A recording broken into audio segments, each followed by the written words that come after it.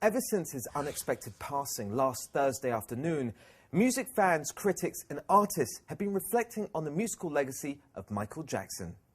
So we decided to dig deep into our archives to get the opinion of the ultimate expert on the subject, the King of Pop himself. We uncovered a rarely seen interview with MJ, filmed for a 1999 special, MTV's 100 Greatest Videos. Now, with so much being said of the singer's personal life in the wake of his death, it's refreshing to hear from the man himself talking about what he did best, music. The idea is to take it a step forward and to innovate, or else why am I doing it? I don't want to be just another can in the assembly line. I want to, create, do something that's totally different and unusual. It's like, I hate to say it, but it's like what all songwriters say. It's true. It's like you don't write the song writes itself, and it just kind of falls into your lap. It's like when you say, gee whiz, did I do this? It was that sort of thing. Is video the same, or is video more work? Kind of. I think so. It's a cousin of the same creative, intent. I think. You let it create itself. Really, I know I do. In my opinion, it has to be completely entertaining and have a sense of a linear sense of continuity. As far as I like having a beginning and a middle and an ending, so you could follow a story. And not just be a collage of images, And sometimes that's great too. It depends on what the director, as a visionary, what he sees really. How much do you put, faith or trust, or how much of it do you let the director decide? Are you very involved in the concepts? Oh, I'm very much involved in complete making and creating of the piece. I mean, it has to be from, my soul. Usually, it's an interpretation of the music, so I would think so, yes. But I'm hearing a radio next door, by the way, so I just picked the wrong time to start cranking the tune. Did you hear that? Every time you play. I love working with John Landis because we laugh a lot. We're never serious on the set. So it's fun working with John because I get to throw water balloons and stink bombs and everything at him. That's a ritual for me. After we wrap on each video, I throw a lot of stuff at everybody. So that's fun. That's awesome. How did you first meet John? I met John right before doing Thriller. I called him on the phone. I think he was in London. And I told him what I wanted to do and what the concept was. And we came together and we wrote it, the two of us. Now, when you were talking concept with him, did you envision it as being a movie or a music video? Because it seems it's more of a film. No, my idea was to make a short film, with conversation in the beginning and make that kind of linear and to bookend it with conversation at the end. But John and I, because he's such a fun guy, I really love working with him. We just sat together and the chemistry, it started working, He's fun. Do you remember, were you a fan of horror movies in particular? Believe it or not, I'm afraid to watch scary movies. Honestly, I don't quite like to watch them very much. I never thought I'd be involved in making that sort of thing, but I am.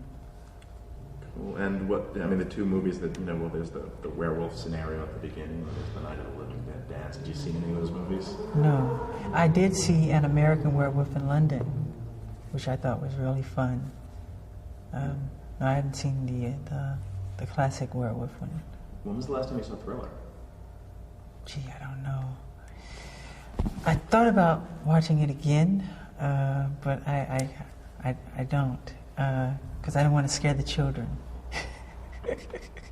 My idea, I always try to be a pioneer and an innovator in whatever I do.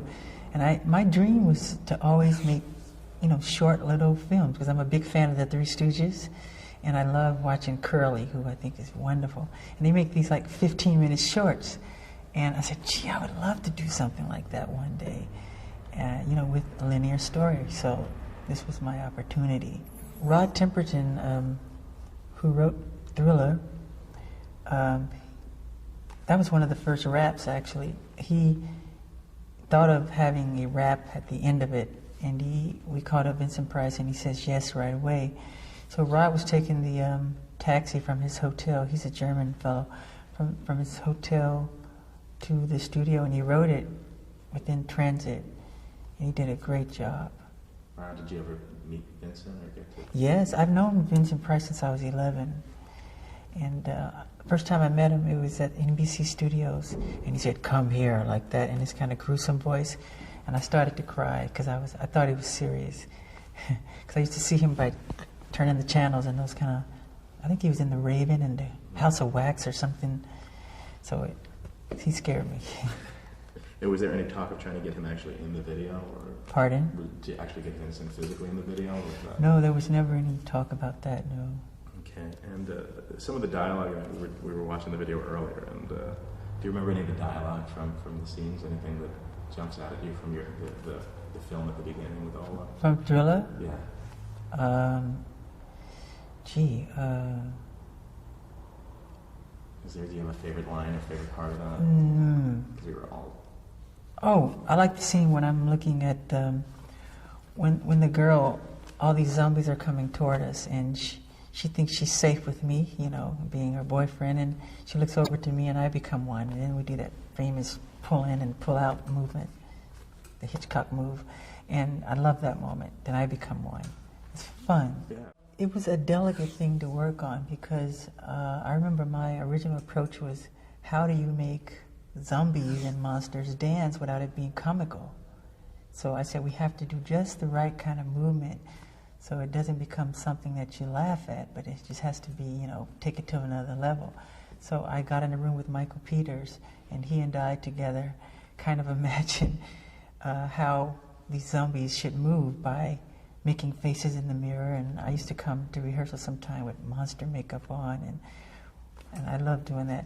So he and I collaborated, and we both choreographed the piece, and I thought I should start, you know, like that kind of thing, then go into this kind of jazzy step, you know. It's awesome because it kind of gruesome things like that, you know. Not too much ballet or whatever. Right. It has that stiff movement to it. Yeah. You know, the length at that time, a 14-minute video, was pretty much unheard of. Were you worried at all that No, you guys were because I knew if we did something with substance and content that people would watch, and it had great entertainment value, and if it held you, I knew we'd be okay, and that was the idea, you know. When you made the video, when you were making it, when you finished it, did you realize just what you'd accomplished, that this was going to be this groundbreaking?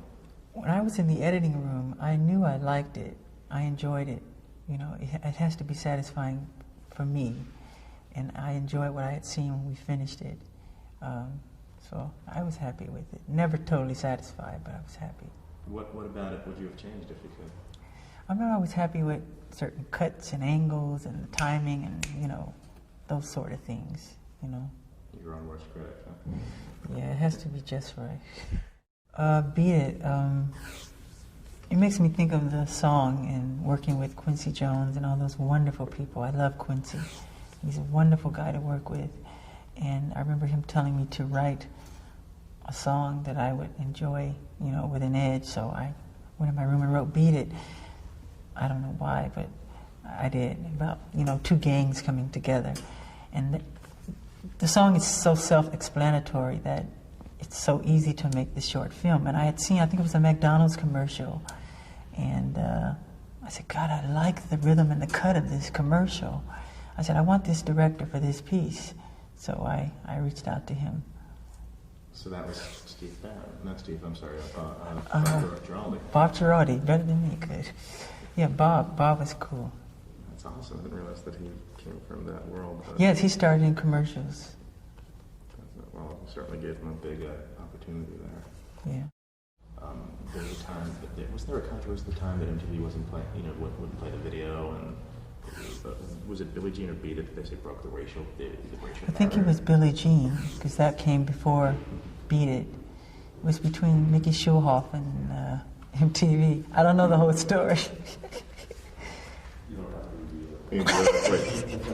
But still, how did that make you feel to finally, you know, to be the one to kind of be the first? It makes me feel happy. It really does. I was glad. Billie Jean is kind of different because it really doesn't have anything to do with the lyrics of the video. It's kind of a whole different thing. How'd you come up with that? It's kind of surreal and it's different. I didn't come up with that concept. It was, I think, a British fellow. Steve Barron. Yeah, Steve Barron. He just had all these different and I thought he had wonderful ideas, but I let him go with it. The only part I wrote in the piece was I said, I just want a section. I said, give me a section where I could dance a little. Because he said no dancing in the whole piece. He said, no dancing. I said, just give me one little moment. So that whole section where you see this long street and this billboard of these two girls, one of them is Billie Jean and I'm dancing. That's the only part I contributed. I wanted to do a dance number where I told my sister Janet, I said, you remind me of a Black Panther. I said, why don't you do something where you transform into a Black Panther and you transform into yourself again? She said, I like it, but she didn't go with it. Because the two of us, we always think alike. So I told her I was going to do it, so I did it. And in the dance, I said, I want to do a dance number where I can just let out my frustration about, injustice and prejudice and racism and bigotry. And within the dance, I just became upset and I let go, and that's what happened. And I think at the time, people were concerned about the violent content of the piece, but it's like easy to look at. It's simple.